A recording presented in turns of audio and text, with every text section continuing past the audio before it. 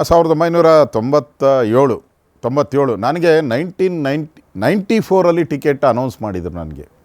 ಅವಾಗ ಅನಂತಕುಮಾರು, ಯಡಿಯೂರಪ್ಪ ಅವರು ಪಾರ್ಟಿಯ ಮುನ್ನಡೆಸ್ತಾಯಿದ್ರು. ಆ ಸಂದರ್ಭದಲ್ಲಿ ನನಗೆ 2 ವರ್ಷ ಮುಂಚೆನೇ ನೀನೇ MLA, ಉತ್ತರಳ್ಳಿ MLAಗೆ ಕಂಟೆಸ್ಟ್ ಮಾಡಬೇಕು ಅಂತ ಮೊದಲೇ ಹೇಳಿದರು.